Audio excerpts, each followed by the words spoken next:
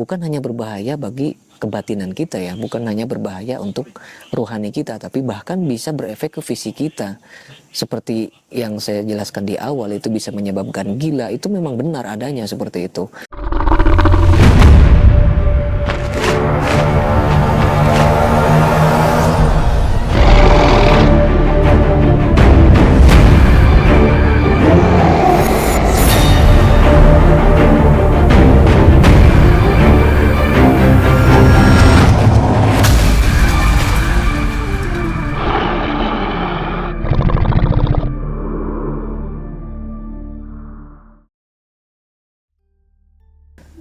Assalamualaikum warahmatullahi wabarakatuh. Ketemu lagi dengan saya Ki Bagus Purwas.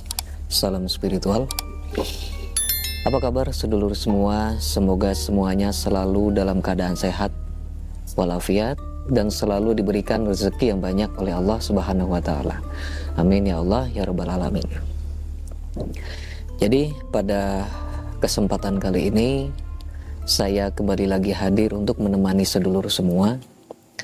Kita akan kembali lagi membahas tentang dunia spiritual, dunia supranatural, dan juga dunia ilmu kegoiban.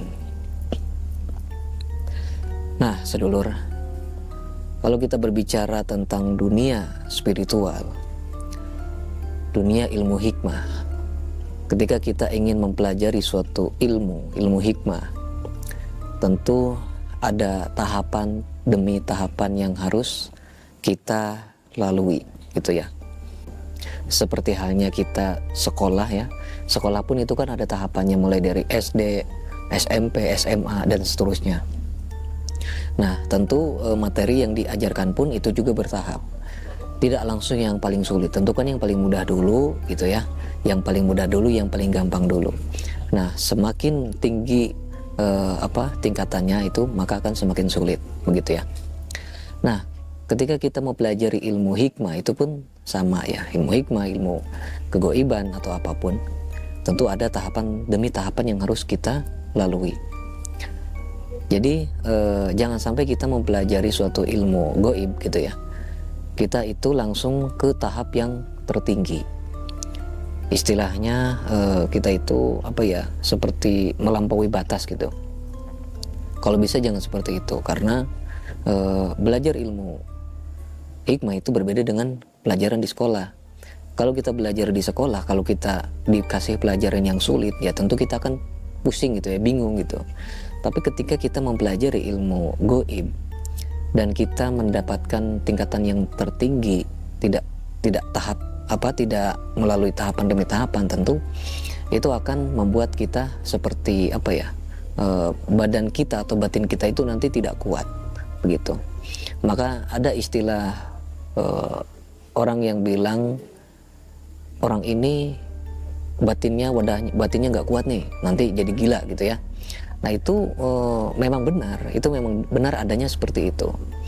Dan bahkan bukan hanya gila, tapi banyak resiko-resiko lainnya yang akan kita rasakan gitu ya, efek sampingnya gitu. Nah, lalu bagaimana cara kita mempelajari suatu ilmu goib itu supaya kita itu tidak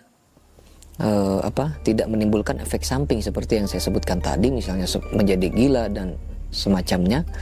Nah, yaitu dengan cara kita mempelajarinya dari yang dasar dulu.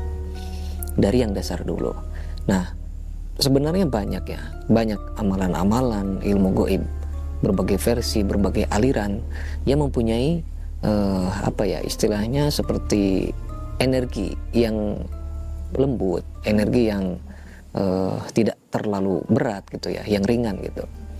Energi yang ringan sehingga nanti itu akan menyesuaikan dengan diri kita, karena kan mungkin kita kan baru pemula gitu ya. Mungkin kita masih pada tahapan awal, kita itu masih baru mengenal tentang dunia ilmu goib ini.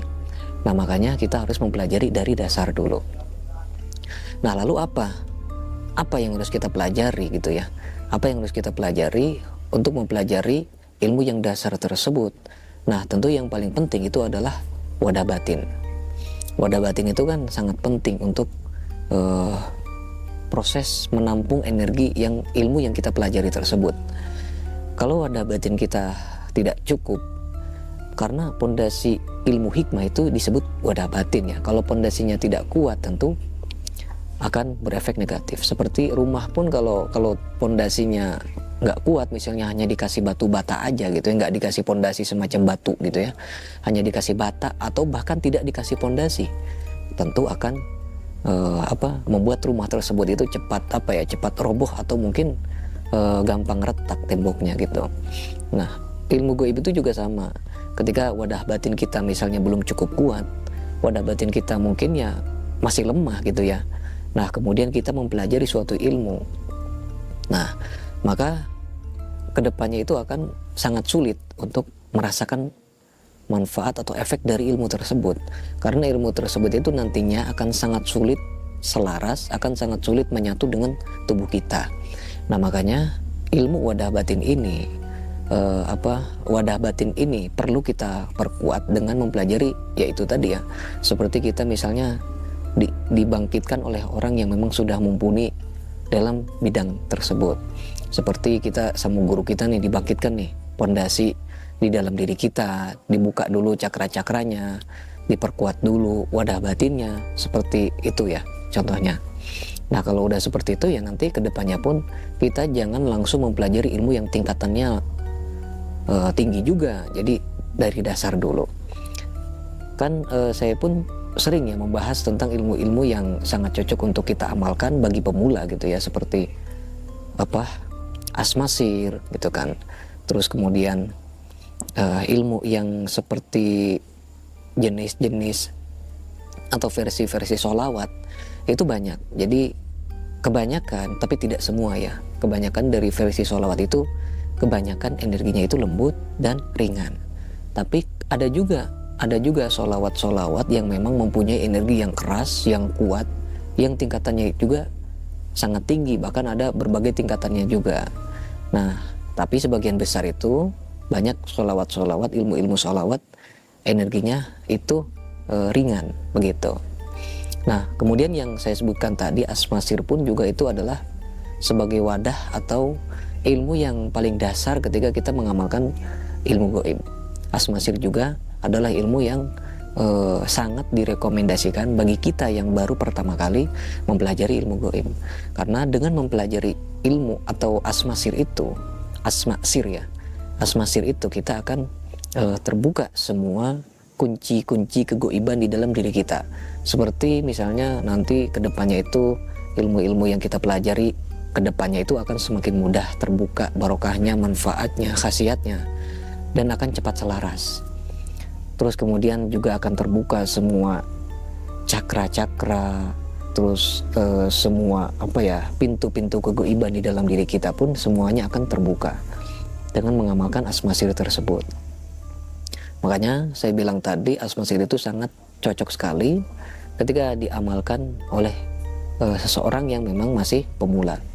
Bahkan asmasir juga itu banyak orang yang memang sudah mumpuni, banyak orang yang sudah menguasai ilmu gaib, tapi mereka juga masih mengamalkan asmasir. Nah, karena asmasir ini yaitu mempunyai banyak sekali rahasia di dalamnya. Nah, sebenarnya bukan hanya kedua ilmu yang saya sebutkan tadi, tapi masih banyak sebenarnya ilmu-ilmu yang mempunyai energi yang ringan, mempunyai energi yang tidak begitu berat gitu ya untuk kita amalkan. Nah, makanya kita bisa mencari tahu kepada guru yang memang sudah membimbing kita atau mau membimbing kita. Misalnya, tolong dipilihkan dong ilmu yang memang masih ilmu yang tidak terlalu berat, ilmu yang ringan, ilmu yang cocok untuk pemula gitu kan. Nah, supaya nanti kedepannya itu tidak langsung ke tingkatan tertinggi, tapi kita belajar yang dari dasar dulu. Karena supaya wadah batin kita itu nanti akan menyesuaikan levelnya itu nanti semakin lama dan akan semakin meningkat selalu begitu sedulur.